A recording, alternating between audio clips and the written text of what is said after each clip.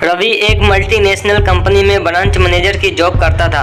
एक दिन रवि को ऑफिस से घर जाने के लिए लेट हो गया था। सर्दी की मौसम होने के कारण रात भी जल्दी हो गई थी। ठंड भी बहुत शुरू हो चुकी थी।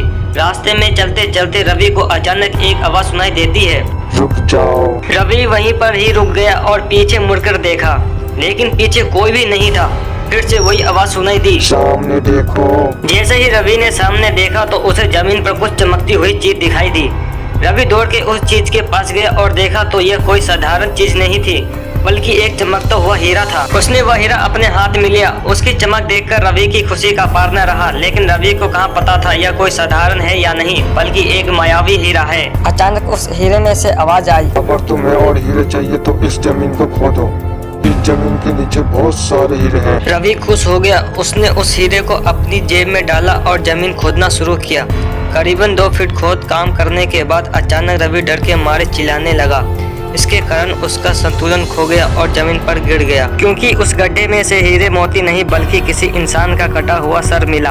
अचानक वह सर हवा में उड़ने लगा और बोला, डरो मत, मैं तुम्हें कोई हानि नहीं पहुंचाऊंगा। मैं तुम्हें बहुत सारे हीरे जवेरात भी दूंगा। बस मेरी बात ध्यान से सुनो, मैं जहाँ जाता हूँ वहाँ मेरे पीछे आओ। फिर वह सिर हवा में उड़ा और जंगल की ओर बढ़ने लगा। करीबन 1 किलोमीटर चलने के बाद वह सिर रुक गया और रवि भी रुक गया। फिर उस सिर ने रवि से कहा, इस जमीन पे भीतर बहुत सारे हीरे मोती जवाहरात छुपे हुए हैं। इस जमीन पे खोद काम शुरू करो। रवि खुश हो गया और उस जमीन को खोदना शुरू कर दिया। खोदते खोदते उस जमीन के नीचे हीरा मोती तो नहीं बल्कि उस सिर का कटा हुआ धर मिला। उस सिर ने कहा, अब तुम्हें एक आखिरी काम करना है, उसके बाद मैं तुम्हें मालामाल कर दूंगा। तुम्हें कहीं से भी 1 लोटा खून लाना होगा। रवि ने बोला, 1 लोटा खून? पर मैं 1 लोटा खून कहाँ से लाऊंगा? उस सिर ने कहा, चलो मेरे साथ। वो डरावना चेहरा रवि को साथ लेकर थोड़ी दूरी पर गया। वहाँ से एक इंसान को जाते हुए देखा। वो सिर बोला, उस इंसान को मारकर उसका खून ले आओ। रवि डर गया और बोला, नहीं नहीं, ये मुझसे नहीं होगा, मैं ये नहीं कर सकता। अगर तुमने ये काम नहीं किया तो मैं तुझे बहुत बड़ी मुसीबत में डाल दूंगा। फिर तुम्हारी पूरी जिंदगी नर्क बन जाएगी। रवि ने हाथ जोड़कर उससे कहा, मुझे माफ कर दो। अगर मैंने उसे मारा तो मुझे पुलिस गिरफ्तार कर देगी और मुझे जेल जाना पड़ेगा। उस सिर ने अपने तंत्र मंत्र की शक्ति से एक छुरी और लोटा प्रकट किया और गुस्से से बोला, अगर तुम मेरा ये काम नहीं करोगे तो मैं तुम्हारे पूरे परिवार को मौत के घाट उतार दूंगा। रवि ने मजबूरी में आकर उस आदमी को मार डाला और उसका खून लेकर उस सिर के पास गया। वो सिर खून को देखकर बहुत खुश हुआ और बोला, ये खून मेरे शरीर पे डाल दे। उस सिर के कहने पर रवि ने खून को उसके शरीर पे डाल दिया। फिर कुछ ही देर में वो कटा हुआ सिर उस शरीर में जुड़ गया। ये सब देखकर रवि की हालत अब खराब होने लगी थी।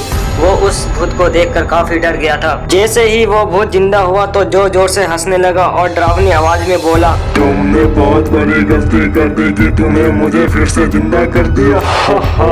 अब मैं सिर्फ तुम्हें ही नहीं बल्कि इस पूरे शहर को मौत के घाट उतार दूंगा। डर के मारे रवि के मुंह से आवाज भी नहीं निकल पा रही थी। वो अपने जान बचाने के लिए वहाँ से दौड़ा, लेकिन उस भूत ने छलांग लगाकर रवि को जमीन पे गिरा दिया और बोला, मुझे बहुत भूख लगी है, अब मैं तुम्हारा मांस खाऊंगा।